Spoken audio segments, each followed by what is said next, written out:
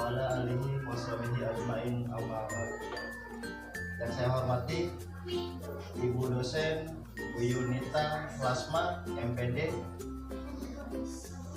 Nama saya Riki Rinaldi dengan NPM 418191191138. Dan saya sekarang akan mempresentasikan perkembangan kepribadian peserta didik.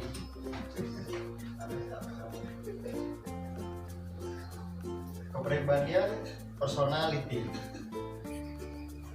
Pengertian kepribadian dalam bahasa Inggris dinyatakan dengan personality. Istilah ini berasal dari bahasa Yunani, yaitu persona, yang berarti topeng.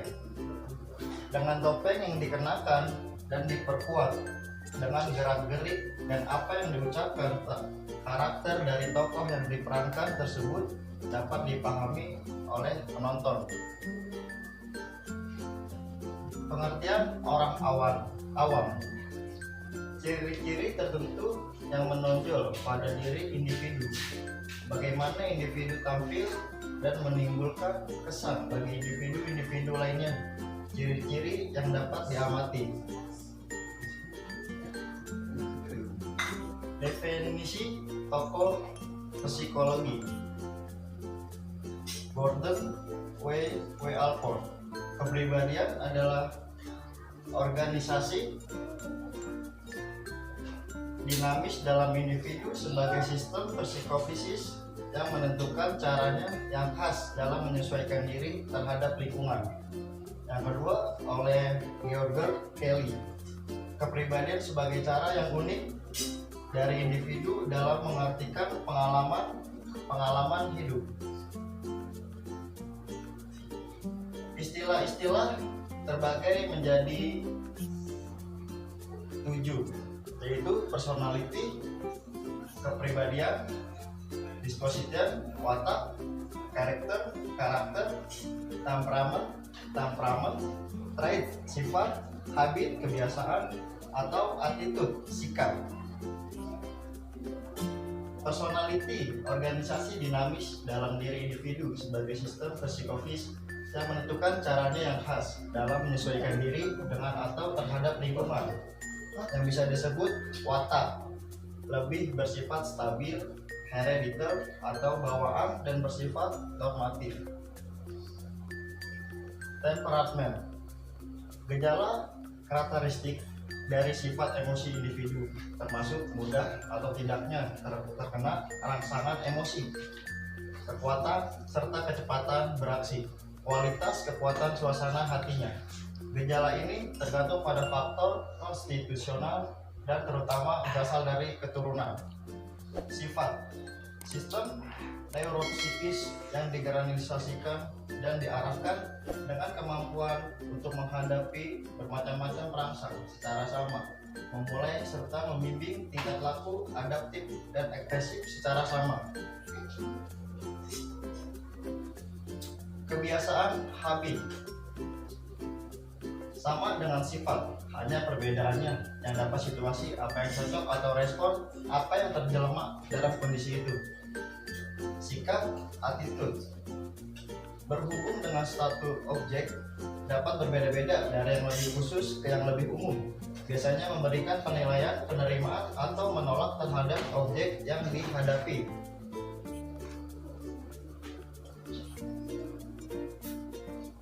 Tipologi kepribadian, Hypetaker Gelanus, mendasarkan pembagian tipe kepribadian berdasarkan pada cairan tubuh yang mempengaruhi temperament seseorang, membagi kepribadian menjadi 4. Yang pertama, sifat kering dimiliki oleh cool atau empedu kuning.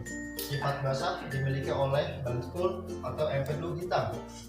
Sifat dingin terdapat pada phlegma atau lendir, dan sifat panas dimiliki oleh sikwis atau darah. Cairan tubuh yang dominan. Cool prinsipnya adalah tegangan, tipenya koleris, sifat-sifat khas, penuh semangat, optimatis, emosional, dan keras hati. Dan melanchol prinsipnya adalah menegaran, rigidity, tipe melankolis. Sifat-sifat khasnya pemuram, daya juang lemah, mudah kecewa, pesimistis. Yang ketiga, peligma. Prinsipnya plastisitas, tipenya peligmatis. Sifat-sifat khasnya berpenampilan tenang, berpendirian kuat, setia, tidak emosional. Dan yang terakhir, cairan tubuh yang dominan, sanguis. Prinsipnya ekspansivitas, tipenya sanguinis. Sifat-sifat khas bersemangat, ramah, mudah berubah pendirian. Tipologi kepribadian. Big Five personality disusun bukan untuk menggolongkan individu ke dalam suatu kepribadian tertentu, melainkan untuk menggambarkan sifat-sifat kepribadian yang disadari oleh individu itu sendiri dalam kehidupannya sehari-hari.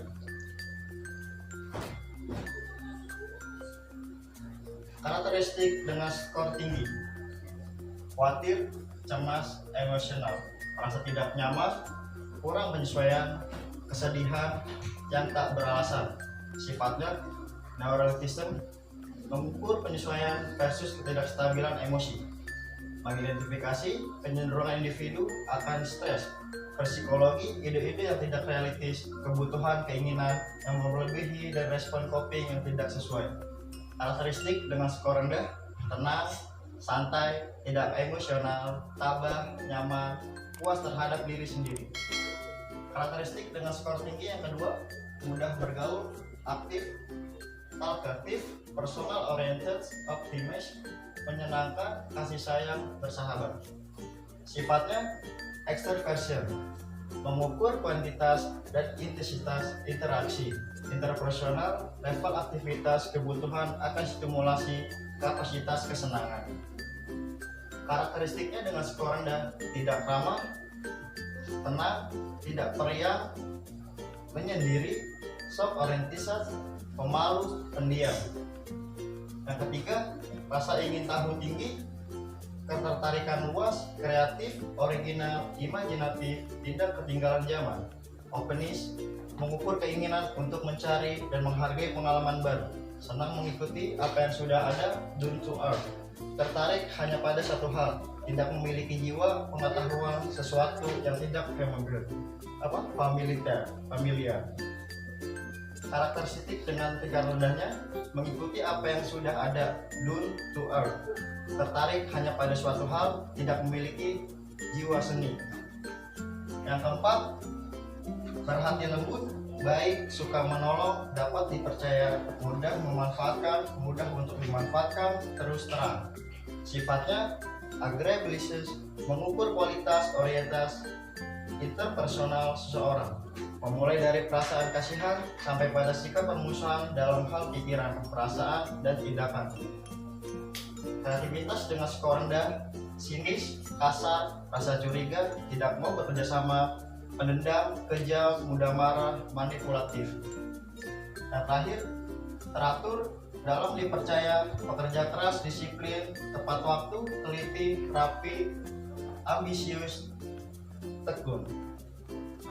Sifatnya adalah consequential, mengukur tingkat keteraturan seseorang, ketahanan dan motivasi dalam mencapai tujuan, berlawanan dengan ketergantungan dan kecenderungan untuk menjadi malas dan lemah. Kreativitas dengan skor rendahnya: tidak bertujuan, tidak dapat dipercaya, malas, kurang perhatian, lalai, sembrono, tidak disiplin, keinginan lemah, suka bersenang-senang. Dear Gustav Jung, sikap extrovert, libido mengalir keluar, minatnya terhadap situasi sosial kuat, suka bergaul, ramah, dan cepat menyesuaikan diri, dapat menjalin hubungan baik dengan orang lain meskipun ada masalah. Sikap introvertnya: libido mengalir ke dalam, terpusat pada faktor-faktor subjektif, cenderung menarik diri lingkungan, lemah dalam menyelesaikan sosial, lebih menyukai kegiatan dalam rumah.